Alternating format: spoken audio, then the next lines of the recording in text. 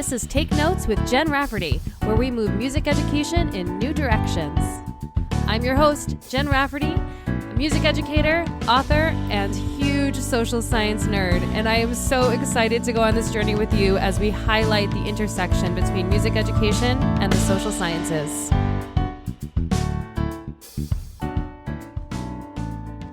My guest today is Dr. Derrick Fox, who is the Director of Choral Activities and Distinguished Associate Professor of Music at the University of Nebraska-Omaha. Dr. Fox has conducted all-state choirs, led international, national, and regional choral concerts, and has presented professional development workshops across the United States and internationally. He also serves on the National ACDA Diversity Subcommittee. As an author, he has written articles for many organizations and was a contributing author in the Hal Leonard McGraw-Hill choral textbook, Voices in Concert. Dr. Fox has recently partnered with the Country Music Association Foundation in the creation of the 2020 Unified Voices for Music Education initiative. And I wanted to talk with him today about his journey in sharing the work of diversity, equity, access, inclusion, and belonging in action to music teachers. And before we dove into what the work actually looks like, I wanted to know what inspired him to start sharing the work that he was doing so publicly. It was so interesting. I went to Latvia a couple of years ago, and it was around time of right before the presidential election, and they wanted to talk about all the politics. But I was like, nope, we don't. Oh no! I was in South Africa. That's what it was. They want to talk about all the politics, and you know how we are. It's like no. And then we started to. The person said to me, "It's so interesting that in America, you all don't want to talk about this because here we talk about it all. Like we just put it out there and we talk about it, even if we don't agree with." And I was like, I don't know where I learned it, but I learned, and this is that cycle of socialization. I learned that you don't talk about politics in public because it could create conflict. Before we went to one of our international trips this time we were going to Latvia, I told the group, we were having a briefing with the international coordinator. I said, do not talk about politics while you're on this trip. And the coordinator said, well, yeah, they should. They can, they want to know and they want to talk about it. I said, I don't want them to talk about it, not for what it will do for them, but what it's going to do in this group. And, now that I go back on that moment, I know why I did it because my first year here, it was the day after the election. This was 5 years ago. So it was the first term of Trump. And before that day, my students were talking. They were friends, laughing. This is my first year here. But the day of the election, it was silent. And everyone was looking at me the whole time. And as a teacher, as a conductor teacher, that's a problem because your singers or your musicians, they're not ever always looking at you all the time unless there's something wrong. And so I knew something was wrong in that room and in that space. And so I stopped rehearsing and we talked about it. Not to try to make everybody feel good, but it was an acknowledgement that there was conflict in the room and there was an acknowledgement that something is different and we're going to have to figure out from this moment forward how to move forward. And what I did through that time was building in a program that we were able to develop language about how to talk about difficult conversations. And that came through repertoire. And it wasn't necessarily repertoire by race. We did a piece, because that's the first thing that people go to when they think about diversity and inclusion is race. But intersectionality is so important because we are lots of people in lots of places and we function in many different ways. And with whatever component of intersectionality is cultural capital in the room where we are, that's where we have power. So that's constantly shifting in our lives. And so I had to figure out a path forward for us to figure out how to talk and discuss language. And so we did pieces about mental health. And then we talked about mental health. And we talked about resources on our campus for people who may need that. So it was very clear to me that Dr. Fox's approach to this was about creating relationships and establishing common language. I realized that I had to, I remember growing up as a teacher. Again, it's that whole thing about you teach in your classroom and students should know where you fall on anything. Like, you just are in there to teach the music, and that's it. They shouldn't know where you fall on anything, or hardly even, probably not most things about your life. I was very about that. But I realized in that moment, I can have opinions and students can know those opinions, but I also have to build the trust over time that they know that my opinions are not going to be presented in class or used in class to try to penalize them. That space is open, like I said, for it to be safe and brave, and all of the facets of safe and brave, not just the facets that resonate with me, but if someone asked about the Jackson 5, should we still be singing Jackson 5? I don't think the me that just started teaching, I don't think a student would have asked me that in the middle of class. I'm not sure I would have received it the way that I received it either, as I do now. But they know they can ask those things. They know they can come to me and say, hey, we're doing a lot of religious music this semester. Can I talk to you about that? Yes, let's talk about it. Let's talk through it. And then I move forward thinking about how I can be sure to be, whether I think I'm balancing it out or giving that student perspective about longevity. And I'm not just shutting down and going, oh, I can't deal with this, I'm going to lash out, because we talked about that. Teachers, we can lash out sometimes if we're fearful, and that fear comes when we don't have the right words, or we haven't had the experiences to help shape us.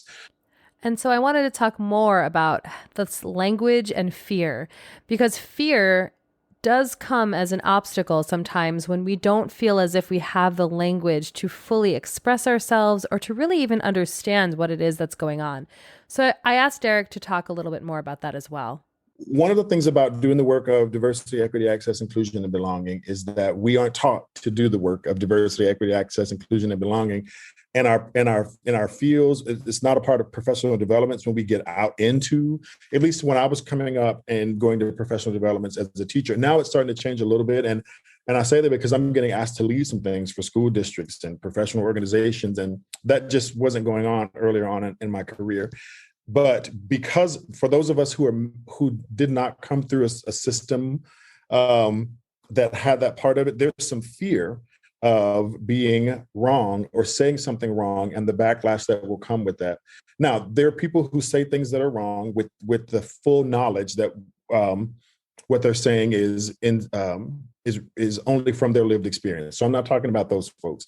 I'm talking about the people who are trying to actually do the work and make changes, but they are timid about fully going in because they're afraid of making a mistake. So I want to make that clear. There are people who just say wrong things. And I want to clarify what wrong is.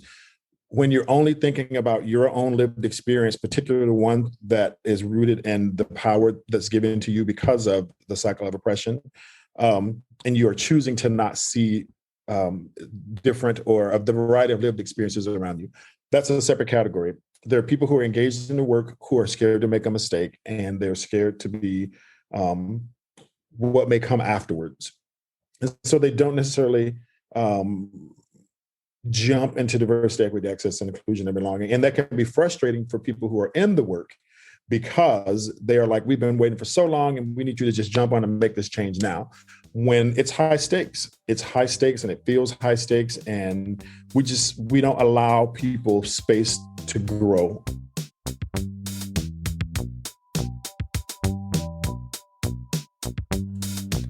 So I want to pause here for just a moment and talk about fear. Fear is a biological response when you're about to do something that's new and unfamiliar. Your brain kicks in the fear response, which is powered up by your amygdala, which is part of your brain that is responsible for emotional processing and stress responses, and it shows up as fight, flight, or freeze. We know what this feels like, and while this may seem dramatic for what we're talking about today, this part of our brain has not evolved much since the days in which we were hunting and gathering and potentially being chased by a lion. Our fear response is truly the same.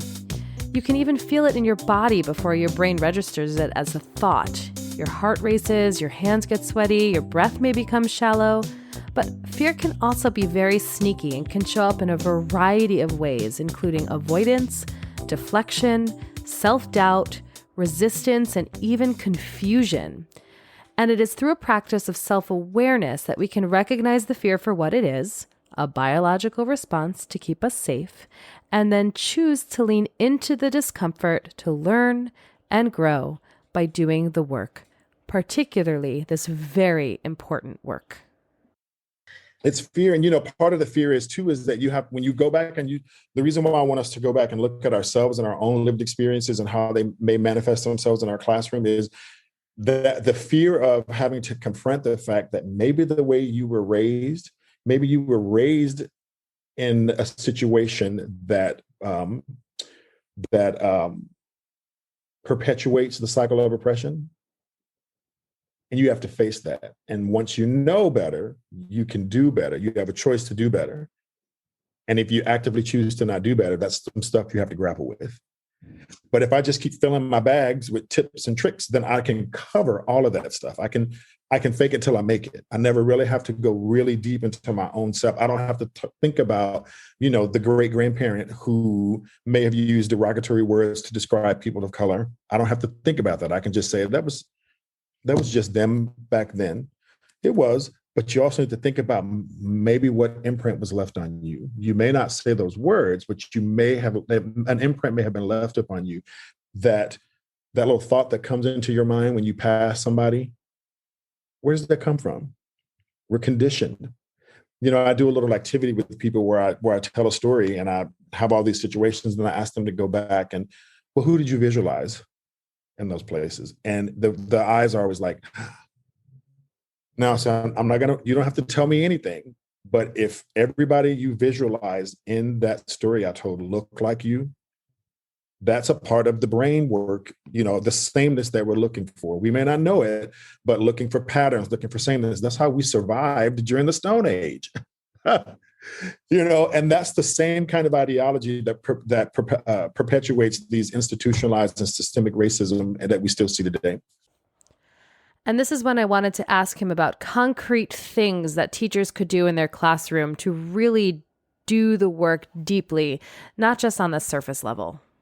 The other part about teachers stepping into the work is because of that fear, they latch on to what I call the low-hanging fruit. It's the easy thing to do to immediately get a response from the people in front of you that feeds you in the way that you need to be fed around the work. So one of those examples is I'm going to go buy charts with diverse hands on them and hang them up in my room. That's, easy peasy. I can do that. I can put that up in the room and everything will be just fine. And people will feel like I'm doing the work. But here's what I say. Here's the fruit that's higher up on the tree that's a little harder to reach that you're going to have to work for.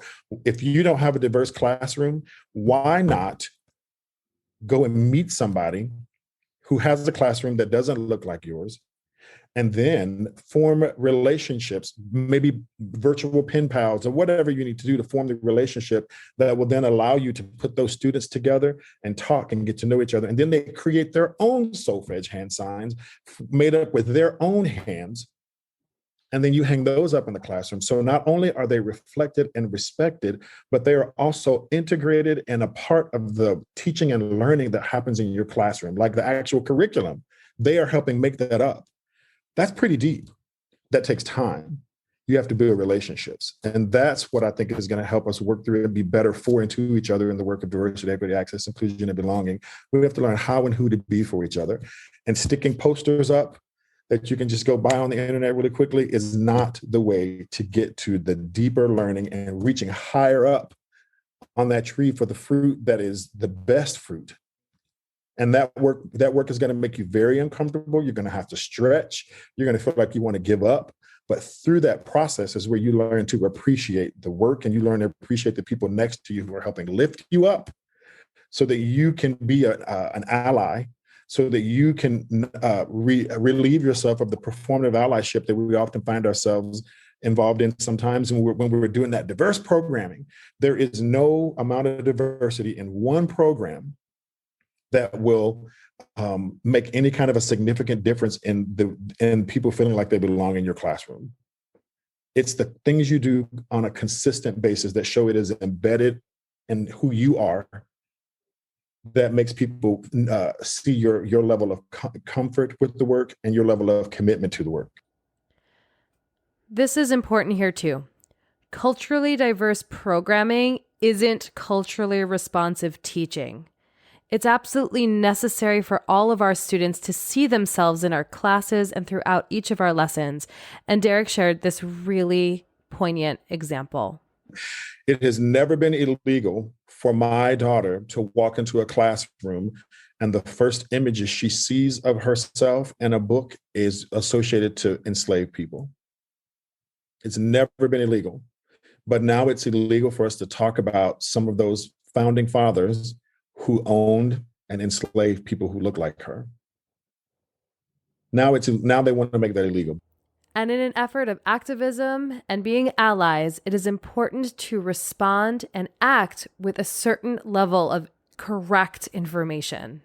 The direction in which the energy goes maybe needs to come with more information. So, for example, I often say to people in these workshops, did you know that Black Lives Matter before it was an organization or a hashtag? Did you know that? Because this is not when they started to matter. And it kind of, no one gets upset, but it's kind of like okay. And now, can you tell me who you helped by posting on your Instagram or your Twitter a peace sign and you at a rally smiling really, really big with whatever sign you're holding on?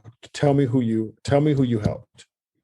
I'm not saying you didn't, but I want you to be able to put voices, put names, say specifically who you were there for and how did you help? Or did you just shut down the streets so you could be in the newspaper?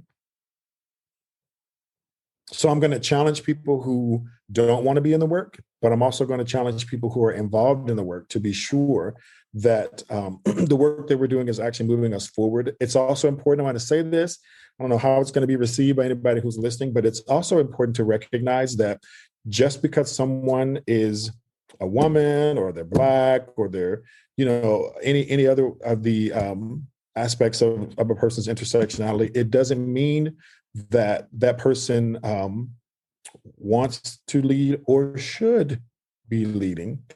What has been so great for me is to recognize that I'm going to be specific about my own lived experience, is that it's not the Black community, it's Black communities. And with that in mind, it's important for me when I'm talking about communities to help people recognize that there are no community as a monolith. And there are generational variations. There are community variations within. Part of the cycle of oppression is internal oppression. And with that internal oppression is colorism. And as people who are looking to be better allies, it is still prudent for us to vet those who we put in front of us to lead.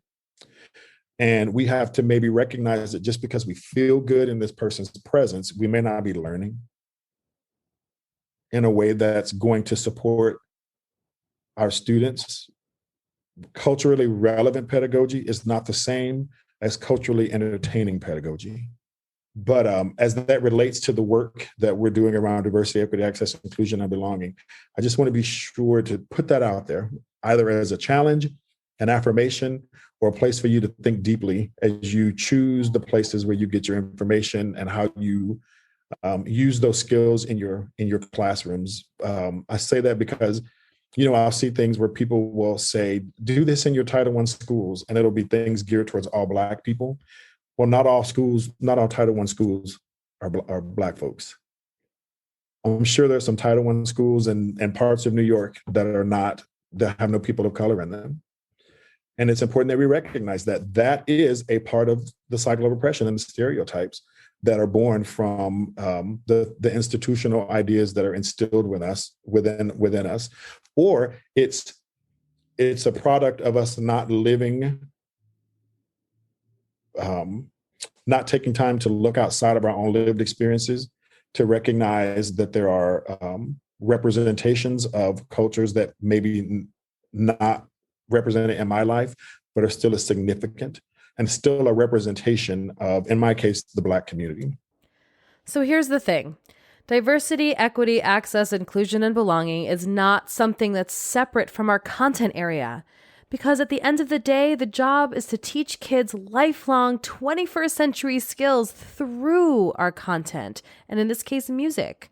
And if we're not doing that, then what exactly are we doing?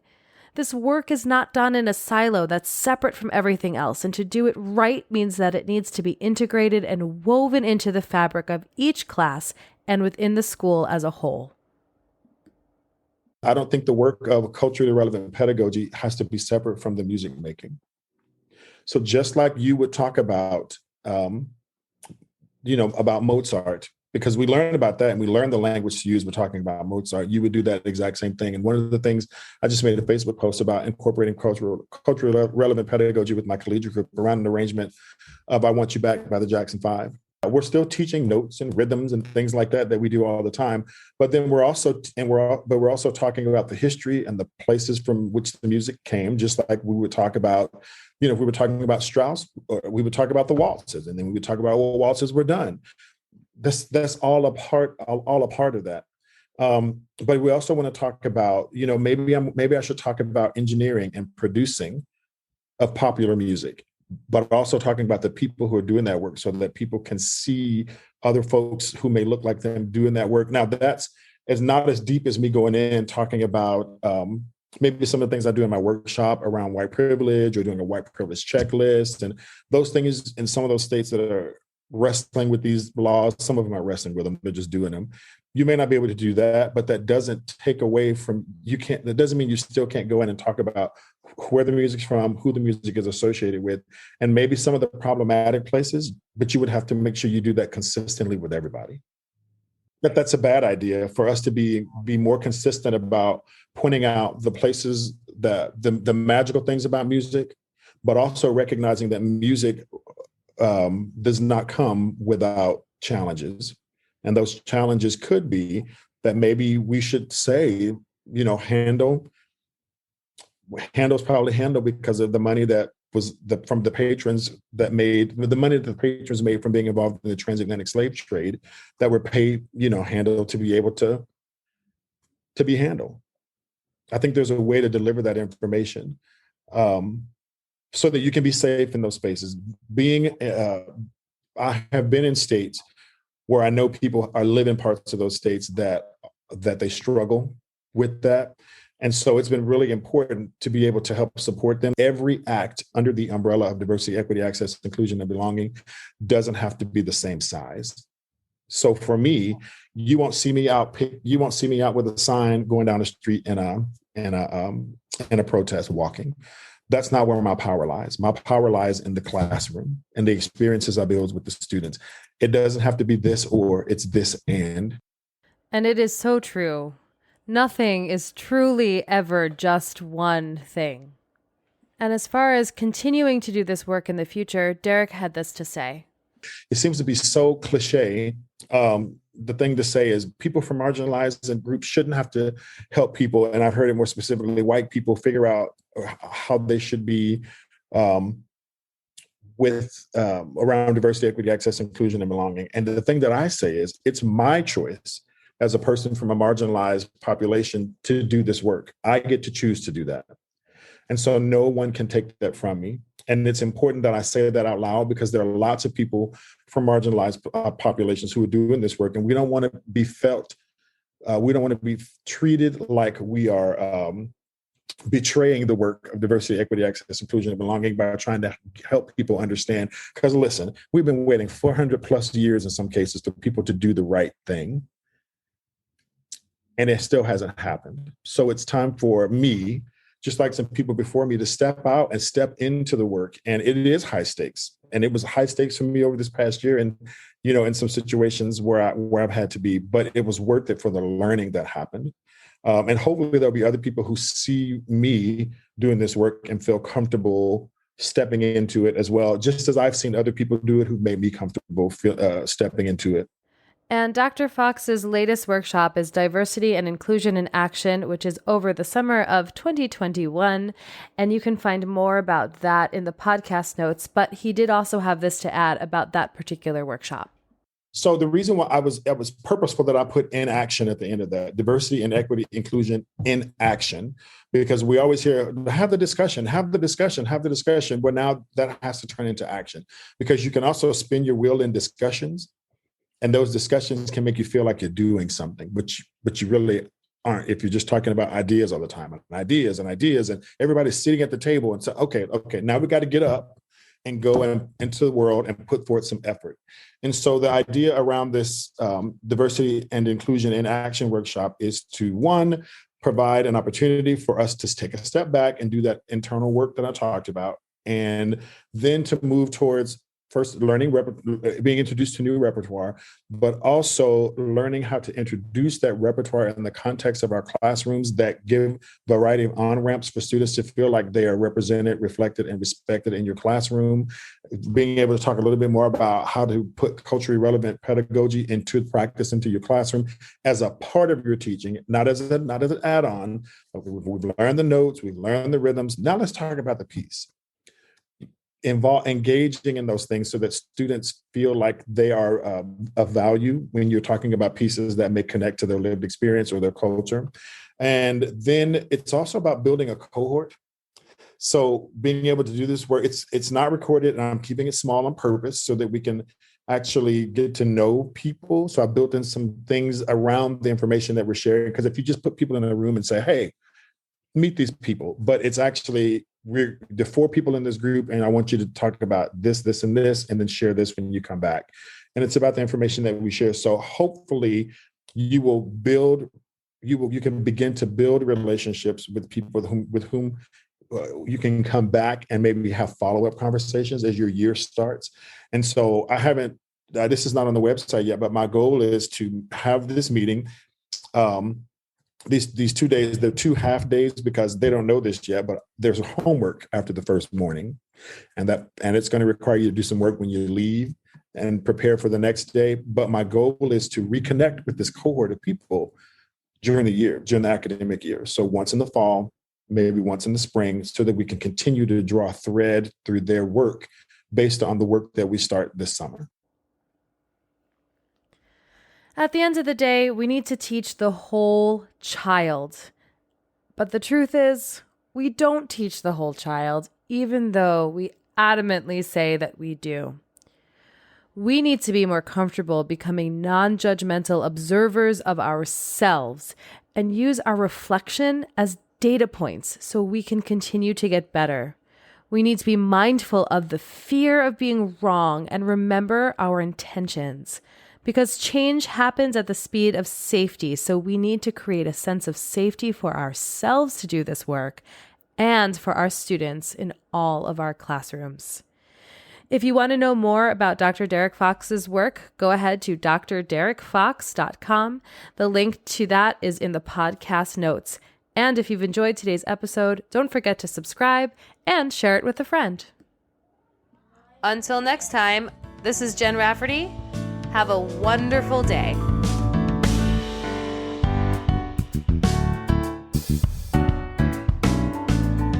This podcast was brought to you by Jen Rafferty Music, cover art by Molly Reagan and Good Neighbor Art, and music by John Kiefner.